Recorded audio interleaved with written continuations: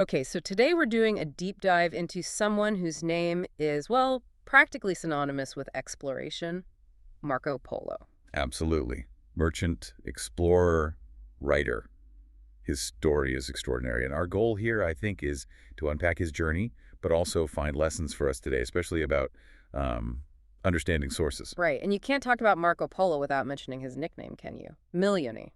The Million. Exactly. It's fascinating. The popular story is that Venetians called him that because he constantly talked about the, millions of riches Kublai Khan possessed. Millions of everything, supposedly. Pretty much, though some historians think it might just be a family name thing, like Emilioni, distinguishing his branch of the Polos. But the legend itself tells you how staggering his accounts seemed back then. It sets the scene perfectly. A scale completely beyond 13th century Europe. So how did he get there? Let's look at his early life, his upbringing. Okay. He was born around 1254 in Venice, and crucially, his father Niccolo and his uncle Maffeo were already successful merchants traveling far and wide. They were actually way before he was born, weren't they? That's right. So Marco grew up sort of immersed in that world, even without them physically there initially. His education wasn't classical Latin or anything like that. No, it was intensely practical, all about the trade. Exactly. Foreign currencies, how to appraise goods, managing cargo ships. The nuts and bolts of international commerce back then. That skill set was, well, everything for him. And he needed it fast. He meets his father for the first time when he's about 15. Imagine that. And then just 2 years later, 1271, he's 17 years old and setting off with them to Asia. Not just a quick trip either. This was a 24-year journey, almost 15,000 miles. That practical education got tested immediately. And this really leads us to his major achievements, what he actually did.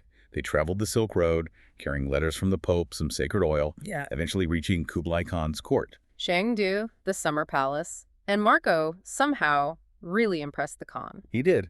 It seems his intelligence, maybe his humility, caught the Khan's eye. He wasn't just hanging around.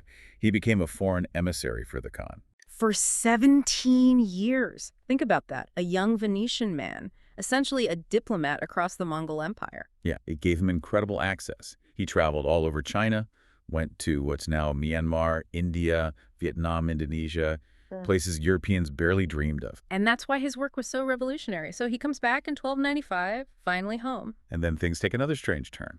Venice is at war with Genoa. Marco gets involved, captured. Right, and ends up in prison, which weirdly is where the book comes from. Exactly. He dictates his memoirs, all those incredible details, to a fellow prisoner, Rustichello da Pisa, and that becomes The Travels of Marco Polo. The first really detailed European look at the East. And not just places, but technologies. Porcelain, gunpowder, and critically paper money. His merchant's eye noticed these systems. Which brings us to the legacy and, well, the controversy and maybe the lesson for today. The book was hugely influential, right? Columbus had a copy. Oh, absolutely. It shaped European maps and dreams of the East for centuries. But there was always skepticism, major skepticism. Because of what he didn't mention. Precisely. How could he be in China for 17 years and not mention the Great Wall, or tea ceremonies, or even Chinese writing? It fueled doubts for a long time. Was he just repeating stories he heard elsewhere? A fair question, you'd think. But here's where the modern lesson comes in, particularly about judging sources. Recent scholarship, really digging into the text, strongly supports his authenticity. How so? What's the proof? It's in the details. Not the big, obvious things, but the small, specific, almost bureaucratic stuff.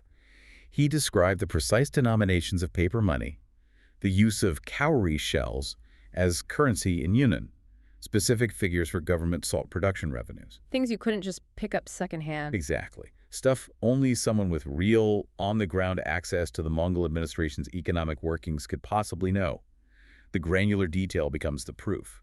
It's a powerful lesson in source validation. Look past the headlines, check the footnotes, essentially. That's fascinating. Now, people often ask for a famous quote from historical figures. Did Marco Polo leave us one? Not really a formal, pithy quote in the way we think of them, but he did leave us something quite telling. When people on his deathbed, or just generally, doubted his stories. Which must have happened a lot. Constantly, you'd imagine. He famously insisted, and this is close to a quote, that he had told only a half of the things he had seen. Only half, which fits the Million nickname perfectly. It really does, and it leads to a final thought.